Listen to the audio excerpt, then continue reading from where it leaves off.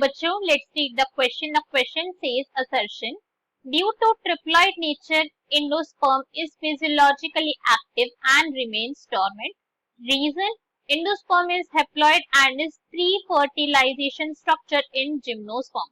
So question के अंदर हमें यहाँ पे दो स्टेटमेंट गिवन है, एक असर्शन स्टेटमेंट गिवन और एक रीजन, और हम ये बताने की क्या ये दोनों की दोनों स्टेटमेंट जिसके अंदर हमसे एंडोस्पर्म के बारे में कुछ सेंटेंस गिवन है, क्या ये दोनों ट्रू है या फिर नहीं, और एक्सप्लेनेशन जो है हमारा वो रीजन जो है वो करेक्ट कर रहा है या नहीं कर रहा है हमारी असर्शन को. तो क्वेश्चन स्टार्ट करते हैं हमारा.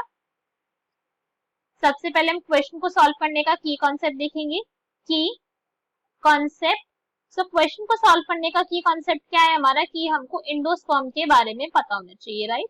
एंडोस्पर्म, अगर हम एंडोस्पर्म की बात करें अपने आप में, तो एंडोस्पर्म क्या होता है? एंडोस्पर्म एक स्ट्रक्चर है जो कब फॉर्म होता है? ये फॉर्म होता है डबल फर्टिलाइजेशन के इवेंट के ड्यूरेशन में, ठीक है. डबल फर्टिलाइजेशन होती है और तब हमारी एंडोस्पर्म की जो है वो फॉर्मेशन होती है.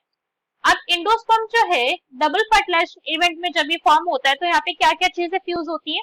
यहाँ पे फ्यूज होती है टू पोलर न्यूक्लियाई, दो पोलर न्यूक्लियाई यहाँ पे फ्यूज होंगे जो कैसे होते हैं? दोनों के दोनों हमारे हैप्लॉइड होते हैं नेचर के अंदर. सो N प्लस N, और ये फ्यूज करते हैं किसके साथ? एक मेल गैमेट के साथ ये फ्यूज करते हैं. Okay, one male gamete, N होगा ये भी. तो जब ये तीनों के तीनों स्ट्रक्चर फ्यूज करेंगे N N N N, तो क्या बन जाएगा? यहाँ पे ट्रिपल N स्ट्रक्चर बन जाएगा. दैट मीन्स एक ट्रिप्लॉइड स्ट्रक्चर की यहाँ पे फॉर्मेशन हो जाएगी. सिंपल सा पॉइंट था. क्या हुआ यहाँ पे? दो पोलर न्यूक्लियर एक मेल गैमेट ने यहाँ पे फ्यूजन करी और एक ट्रिप्लॉइड स्ट्रक्चर यहाँ पे हमारा बन गया. ये पॉइंट आपको यहाँ पे समझ आया. ये जो एंडोस्पर्म होता है अभी किसी रीजन से तो बना होगा, ऐसा तो नहीं कि ऐसे ही बन गया, कोई रीजन तो होता ही है ना हर चीज का. तो एंडोस्पर्म के फॉर्मेशन का रीजन क्या होता है? जो मेन रीजन होता है वो होता है नरिशमेंट. क्या करना? नरिशमेंट प्रोवाइड करना. Nourishment to developing embryo. जो डेवलपिंग एम्ब्रायो है, जो डेवलप कर रहा है अभी, जिसने अपनी ग्रोथ अभी स्टार्ट करी है, उस एम्ब्रायो को नरिशमेंट पहुंचाने का, उसको नरिश करने का काम किसका होता है? एंडोस्पर्म का काम होता है.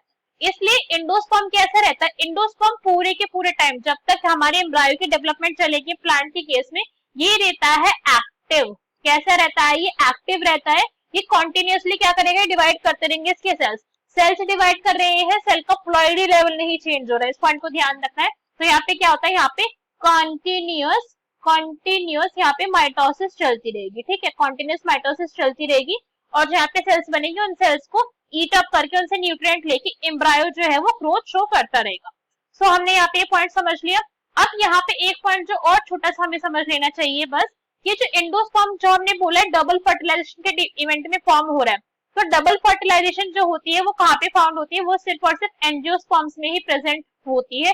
आपको एंजियोस्पर्म्स में ही देखने को मिलेगी और किसी टाइप के आपको प्लांट में ये देखने को नहीं मिलेगी, ठीक है.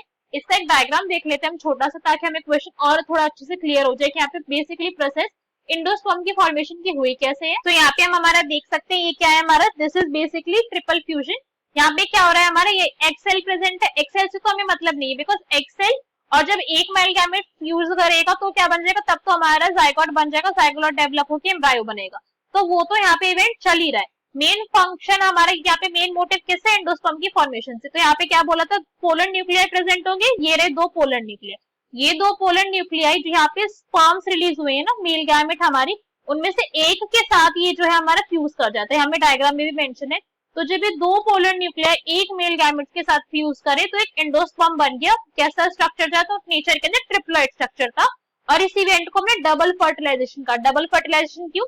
क्योंकि एक बार तो ये वाली फर्टिलाइजेशन इवेंट हुआ जिसके अंदर एंडोस्पर्म की फॉर्मेशन है, और एक फर्टिलाइजेशन इवेंट है जिसके अंदर जाइगोट की फॉर्मेशन है. 2 टाइम्स यहाँ पे फर्टिलाइजेशन हुआ है. तो हमारे ऑप्शन रीड करते हैं. असर्शन में हमें गिवन है कि जो हमारे एंडोस्पर्म होता है वो क्या होता है? बिकॉज वो ट्रिप्लॉइड है नेचर के अंदर, तो वो फिजियोलॉजिकली एक्टिव होता है. तो ट्रिप्लॉइड नेचर होने का उसके फिजियोलॉजिकल एक्टिव होने से कोई लिंक नहीं है. वो एक्टिव इसलिए है क्योंकि उसको नरिशमेंट प्रोवाइड करवानी है एम्ब्रायो की. तो ये पॉइंट यहीं पर गलत हो गया. आगे रीड करते हैं. And remains dormant. अब हमने इन्होंने क्या बोला कि डोरमेंट भी रहता है. डोरमेंट क्या होती है? डोरमेंट होती है रेस्टिंग स्टेज. कैसी स्टेज है ये? रेस्टिंग स्टेज है. जब हमारी अगर कोई भी सेल प्रेजेंट है, कोई भी हमारा ऑर्गेनिज्म प्रेजेंट है, जब उसकी सराउंडिंग की जो कंडीशन एनवायरमेंट की वो फेवरेबल नहीं है कि वो ग्रो करे, तो उस स्टेज को कहते हैं डोरमेंट स्टेज की. अब जो हमारा ऑर्गेनिज्म है या फिर जो हमारा सेल है वो रेस्टिंग स्टेज में चला गया, जब नेचर जो है, जब इन्वायरमेंट उसके अकॉर्डिंग होगी तब वो ग्रोथ स्टार्ट करेगा। तो डोरमेंट थोड़ी है, वो तो फिजियोलॉजिकली एक्टिव है, पहले हमने बोला है कंटिन्यूस माइटोसिस कर रहा है वो, तो फिर असर्शन तो फॉल्स हो गया हमारा, दिस इज फॉल्स। क्वेश्चन के अंदर हमें यहाँ पे क्या मेंशन है कि जो हमारा एंडोस्पर्म होता है जिम्नोस्पर्म्स के केस के अंदर वो कैसा होता है, हैप्लॉइड स्ट्रक्चर है और अपने आप में एक प्री फर्टिलाइजेशन स्ट्रक्चर भी होता है।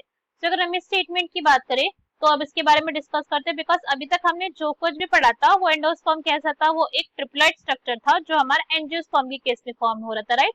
एंजियोस्पर्म में फॉर्म हो रहा था, हमने अभी तक जिम्नोस्पर्म के बारे में बात नहीं करी है।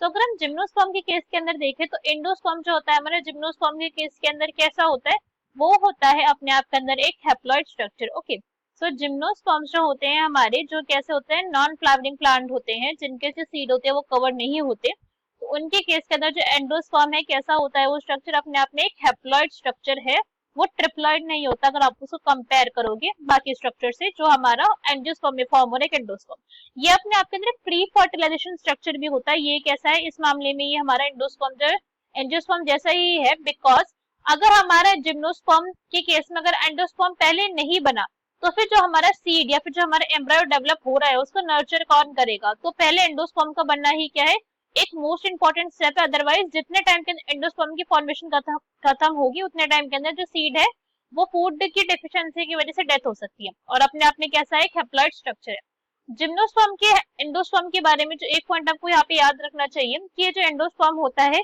ये इक्विवेलेंट होता है फीमेल गैमेटोफाइट के टिश्यूज के थ्रू, ठीक है। तो इसमें जो टिश्यूज होते हैं इक्विवेलेंट होते हैं किसके, ये फीमेल गैमेटोफाइट के, बिकॉज इनका काम भी क्या होता है, नर्चर करना ही होता है। फीमेल गैमेटोफाइट बेसिकली क्या प्रोवाइड करवाता है, एक डेवलपिंग एरिया प्रोवाइड करवाता है एम्ब्रायो को, और एंडोस्पर्म भी यहाँ पे वही काम करवा रहा है। सो अगर हम यहाँ पे हमारा क्वेश्चन देखें तो हमारा जो रीजन हम यहाँ पे मेंशन है वो अपने आप में बिल्कुल ट्रू है, मगर हमारी असर्शन जो है क्या है, वो एक फॉल्स स्टेटमेंट है। सो क्वेश्चन का करेक्ट आंसर क्या हो जाएगा हमारा, that will be option number D, that is A is false, that is assertion is false but reason is true. I hope you understood the explanation well. Best of luck. Thank you.